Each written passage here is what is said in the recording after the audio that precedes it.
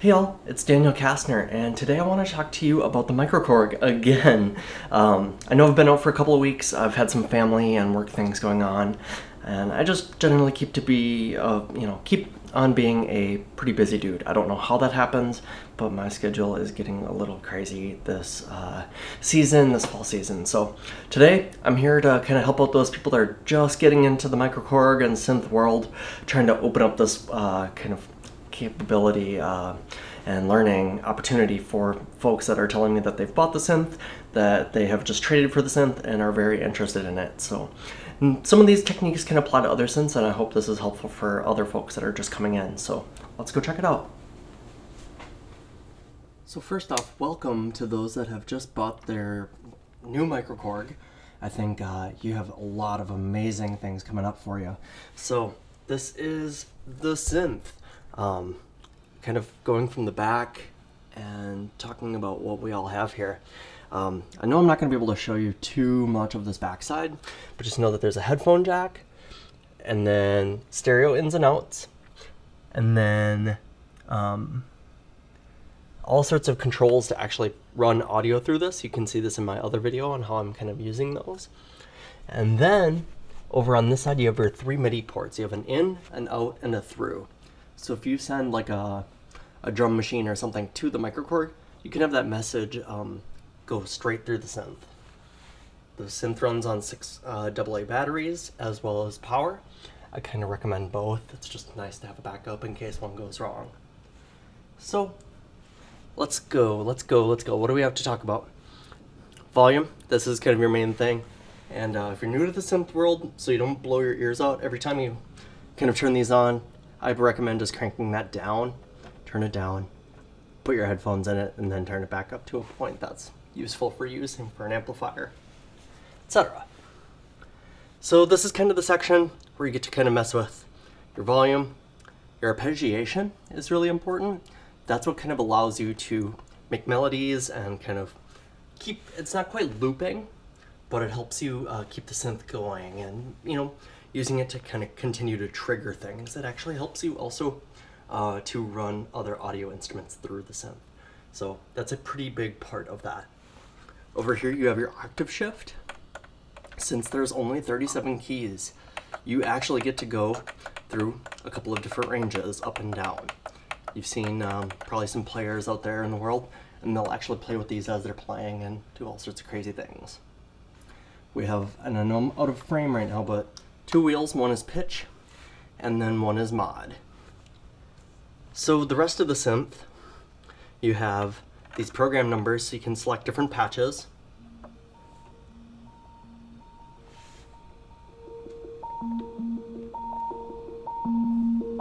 Versus, etc. So these kind of help you pick what you're playing.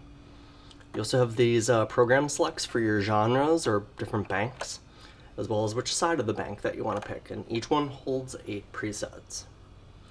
You have write functionality, so that saves a preset, and some shift functions, so you would hit shift, for example, shift 3 to initialize. And I'll show you that really quick here. So let's say I'm over on B11.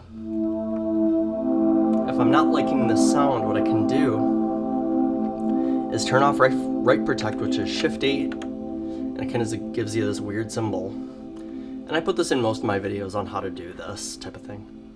So if I turn that off, I can then go and hit shift 3 and 3 again, and it initializes the patch. And I know I have a little bit of reverb on the amp.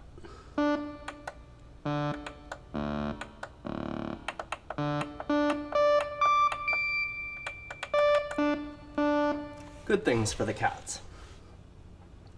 So I'm going to start over here now and kind of start talking about what's going on. And you kind of see this format, hold and timbre select. These kind of do a couple of different things in all sorts of modes. You kind of have to set up the synth so that those are active. In this mode, these are called live knobs. You have cutoff, resonance, envelope generator, attack, envelope generator, release, and the tempo button, or the tempo knob.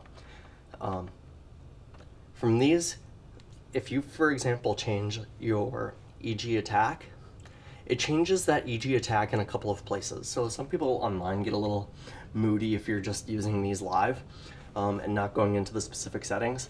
I personally don't have a problem with that. It's just like any tool. And I think if you're using those, that's cool and fine. Don't let the internet kind of dictate what is cool and what's not for you. I think they're fine, and I think they are going to be useful in whatever capacity you'd like. So I think of these edit select knobs and the corresponding grids kind of in terms of like, they've set it up actually in a pretty decent way so that you start in a kind of a clockwise pattern on both. And it usually kind of makes sense, mostly. Other than that, before getting any further, I think those are the main buttons and kind of what they do. You will have some other options if you're plugging in specific musical instruments, and that unlocks a little bit more of the synth. But the main thing I want to talk about first is this voice, and I should also mention that the green text corresponds to vocoder items, and then the white text talks about the normal synthesizer side. So in voice, we have a couple of options. The first one being the synth and vocoder. And you can actually turn some of these patches over on this side to actually be vocoder patches, which is pretty exciting. I'm not going to do that right now. I'm going to stay more on the synth side in this video. And I'm probably only going to be talking about the edit select one features. So I'm going to leave that where it's at. Voice is really handy if you want to do like a single. So single meaning this is the only sound that comes out, whereas a layered configuration lets you play, basically just imagine having two keyboards at the same time playing at the same time. And you can have different sounds on both. So you could have one being an octave up. I can actually go show you that right now. So that's what allows this timbre select now in play. So if I play this sound, there's another part of this where you got to make sure that your mixer is showing the right things. But if I go back to this layer and I switch to the second one and change the cutoff, oh, I'm sorry. You can always hit the number buttons to kind of go back into the live knob mode. So I'm actually going to go over to timbre 2.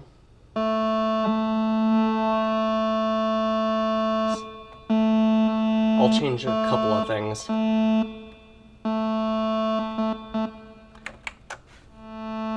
you kind of hear that one's kind of fading in. You can solo by shift timbre select. So if I wanted to solo like a bass line, I could do that over here. And you kind of hear there's a different sound on this one, so let's get kind of a fizzy, higher sound if possible.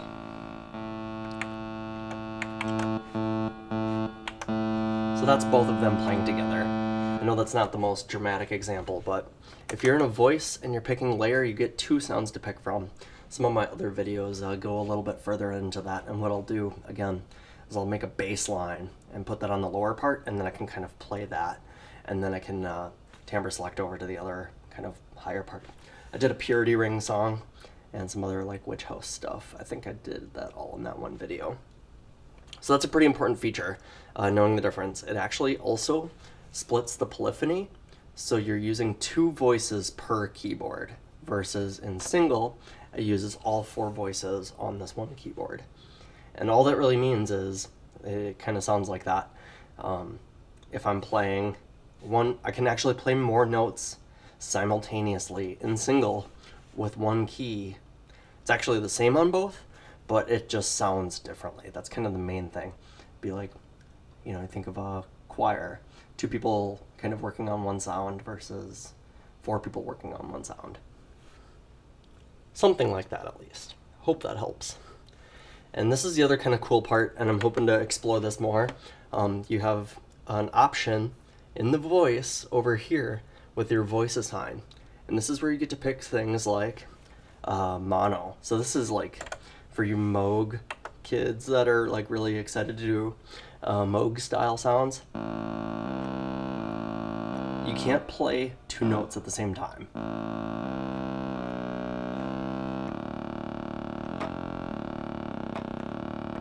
So that's like all of your hip hop stuff and all the cool things that are kind of like thick analog bass. You know, all of those things that you hear that are so cool, you can do that on this machine if you kick it down into this monophonic sound. You also get polyphony, and then you also get unison, which plays all of the voices at the same time. So those are those voices I was just telling you about. So if I play a key, you kind of get this almost chorus effect. It sounds cool. There's a huge space for this.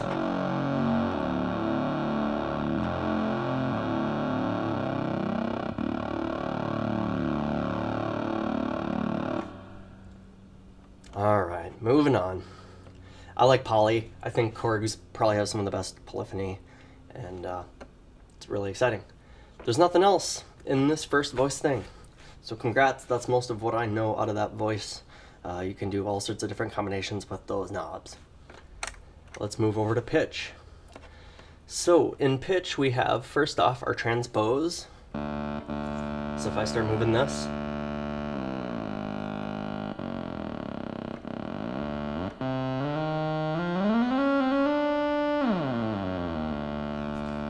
yep, it changes the pitch of your sound. And so you first get your transpose and your tune. So I think of this like going sharp or flat in the second knob. So you kind of get to choose where you're kind of picking. So I think of this knob as like, let's say we're talking about a brass section. You kind of get your trumpet, you can get your trombone sounds, and then you could even get something higher or lower, tuba, etc. And then this one is actually like tuning your saxophone or tuba or whatever instrument you're playing. You know, you can have options to be a little out of tune. And me personally, I like kind of messing with a lot of stuff that's a little bit out of tune. That's not so perfect. I think that's why a lot of people do go with synths and some of the fantastic things that kind of come into play with that. So after that, you have portamento, and that's kind of the what it takes. People I think call this glide over on the Moog world. So if I crank this up,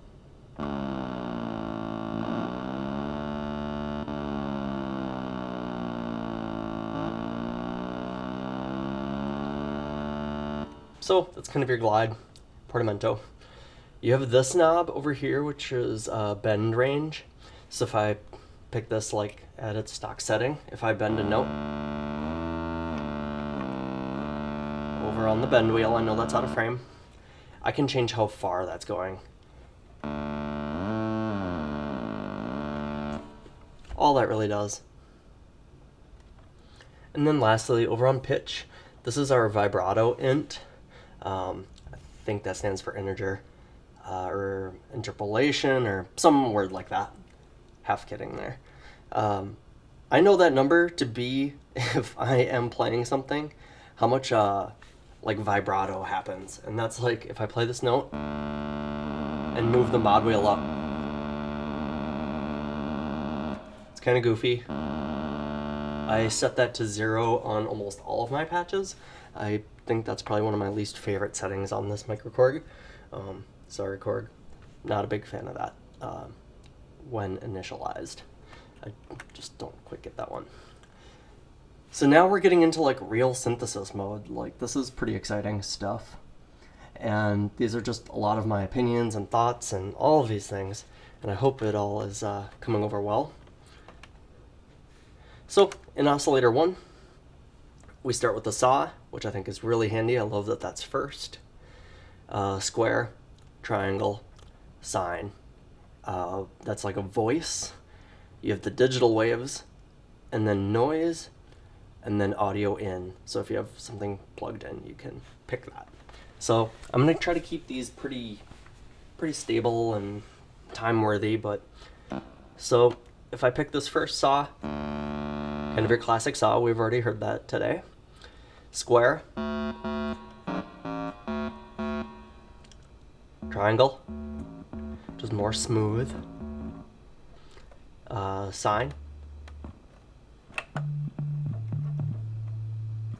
voice, and And then the digital waves, you get to select, I believe, from a list of 42 or 62? 64. Those are super fun to play with. I could probably do that forever.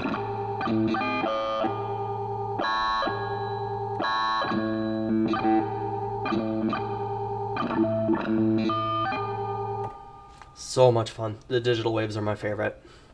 I would highly recommend exploring them, especially if you like the all the like the Voca FM or the DX7 or anything super Eno-esque. I think of the synth being really underrated with these digital waves. Noise is, of course, a noise generator. And that's not being very active, but... And then audio, that's not going to do that much, because I don't have anything plugged in. But what you should then know is with all of these settings, there's a lot of extra settings that you can kind of get into. So with the Oscillator 1, you're going to have a Control 1 and a Control 2. These are going to be things where you probably want to go check out your manual. Those second knobs are kind of...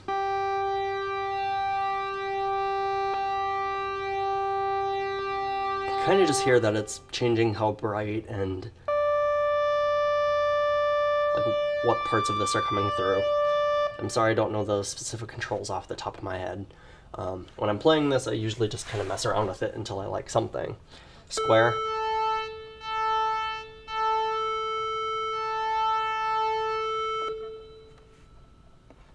Triangle. It's not quite cut off in frequency, but it's something similar.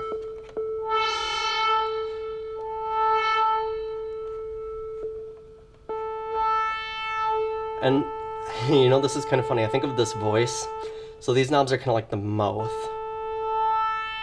Like you would make a mouth sound, and, you know, if you change the shape of your mouth, it's going to change how you say something. So that's kind of what's important there. And then on Oscillator 1, the last two knobs are blank. So nothing more for you there. That's Oscillator 1. Oscillator 2 is extremely similar. You have saw, square, triangle, and off. So it's a little different though too. You get less options in Oscillator 2, and they do that so that you can use Oscillator 1 and kind of mix it with 2, and that's why mixer is after those. So the same things kind of apply, but in Oscillator 2, you get to pick your saw. So I think I have an Oscillator 1 right now. Let's go back to saw. This is probably like one of the first things you want to do when you get a synth. My favorite thing to recommend for people coming in is get your saws and start detuning them. If you detune them, you will probably get a lot of your favorite sounds out of all the things you've heard. It's probably the most exciting, and it's probably the most vintage style sound that you can get. People might think of other things and other sounds to go after, but I think those detuned saws are kind of pretty clutch. I have a whole video on that, kind of like the classic 80s preset, and I think that's pretty helpful, but let's go do that. So again, Oscillator 1, saw. If I go over here to Oscillator 2, also a saw. But this is where we start getting into oscillator mods. So we can do like a ring mod and apply things. You can sync this to the other oscillator. And this will make more sense because I also need to go into this mixer. Think of it just like having two volume controls. I do have to turn up the second one. I'm going to kick that to 127. Kind of putting the cart before the horse, but it'll make sense when I move over to that mixer section in just a second. So you should start hearing things now. So I'm in Oscillator 2 with another saw.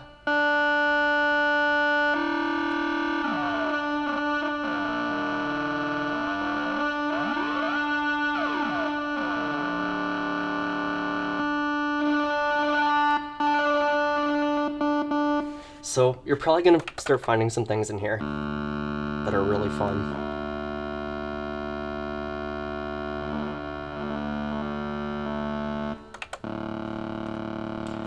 So if you hit that octave shift down, you're going to start getting really fun.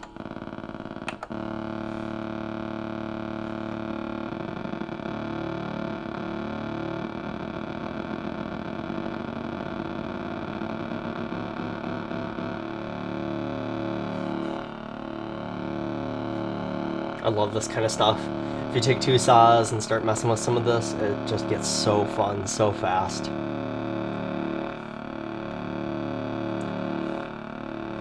So in Oscillator 2, you also get the tune here, so I can kick this sync off, or the oscillator mod.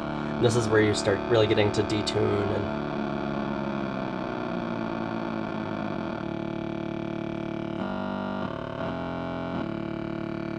I don't know. I just get a lot of the, you know, kind of those synth, quote-unquote, farty sounds.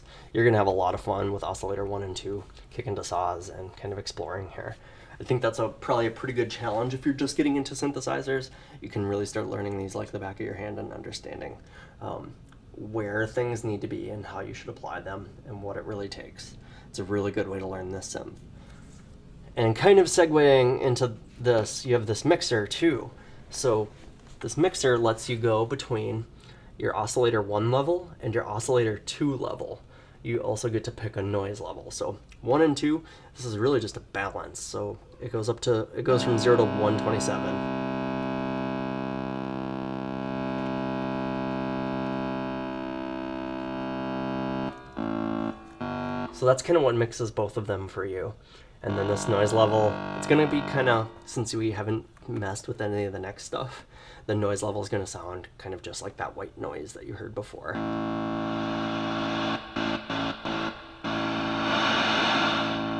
It's cool. That's probably good for all of you harsh noise kids. And I say that in an endearing way. I think you can get some really gnarly and nasty sounds out of this. What I would recommend is if you're applying that white noise, to get it to sound not just like that stock microKORG white noise, you should really play with the next couple of sections. So I'm pretty excited because this is probably one of the things I've been most excited to tell you on the synthesizer. The filter is such an important thing, and I was telling you about those live knobs. If I go back here and I'm playing a note, I can play with that filter cutoff. And that's kind of like the mouth. I think of the filter often as the mouth. And it's letting certain frequencies in and out. But if you think of it as a mouth, like, you know, how you can take your mouth and go, wow. It sounds stupid, but the synth is doing the same thing. That's how I remember it. And it's either making it more bassy or making it more trebly. And obviously there's more technical things going on. But the filter is really just enabling those types of functions. So I think of the filter type. You have a 12L and you have a 24L. The 24 is a little smoother and less bright. The 24 is a little brighter and, you know, I would say grindier. You have a bandpass filter. And then you have a high-pass filter.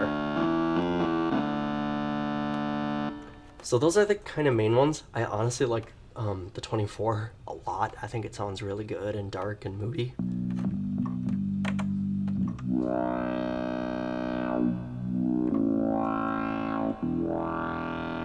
Especially if you're after bass sounds, it's really good.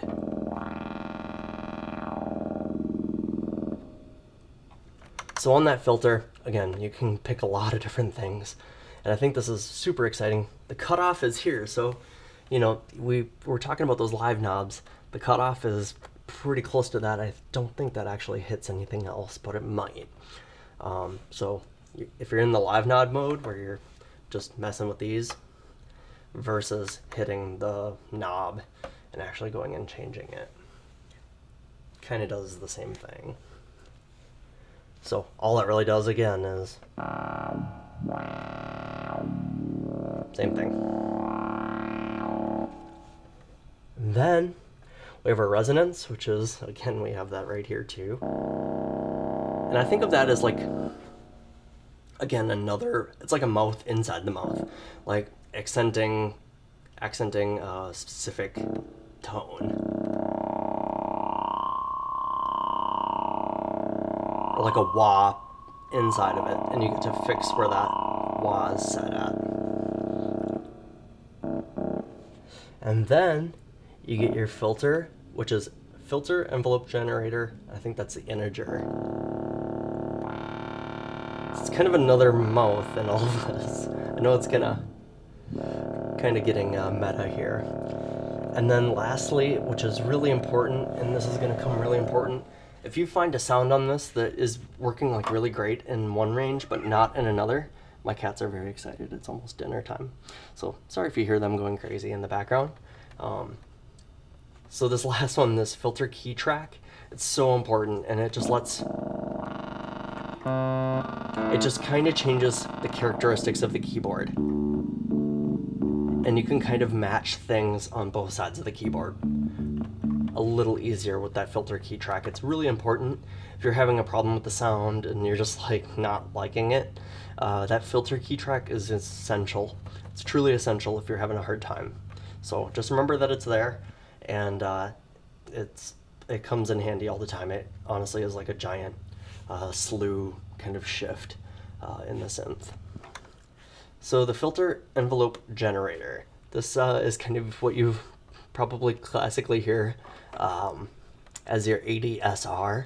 You hear a lot of synth people talking about that, and it's basically the shape of what's happening on the synth in the envelope.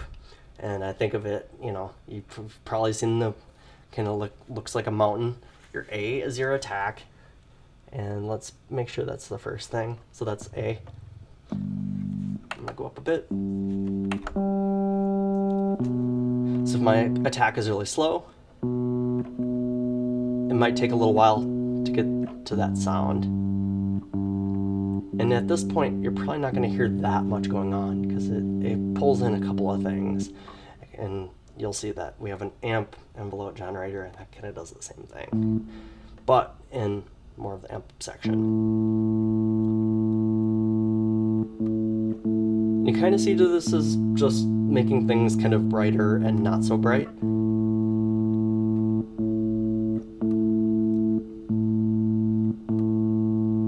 It's kind of boring, but you can mess around with this and it'll make sense at some point. And this is where, like, you know, folks will come in and say, well, this is why you shouldn't be using the live knobs, because you can actually go and tweak very specific things between the filter envelope generator, the amp, and the amp envelope generator. If you go into the live knobs, you'll hear, if I change that EG attack, oh,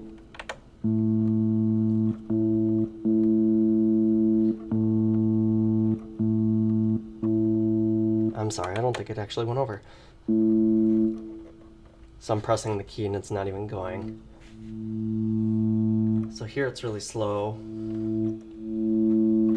And the release, if I set that really long, can actually spill into the next notes. I really like this.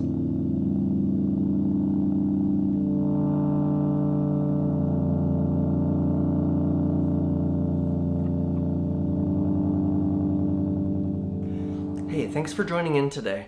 I hope you learned something, and I hope you enjoyed that new patch.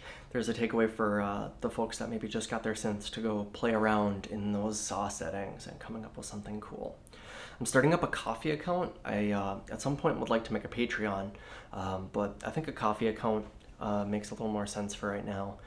If you like the videos I'm doing, I'm taking some time out of my own kind of personal life and trying to hang out with you guys and show you what I know and what I feel. And it takes a lot of energy, and if I've persuade you in you know, buying a microKORG or learning it or dusting it off, buy me a coffee. I'm a cheap date. I like espressos, so usually they're only $2. So if that's something you're interested in, please feel free to donate. I'm not gonna market and badger you about buying my things or doing anything like that anytime particularly soon, although I'm hoping to have some more music at some point. Hope this was entertaining for you. Thank you so much. It's good to see ya. And until next time.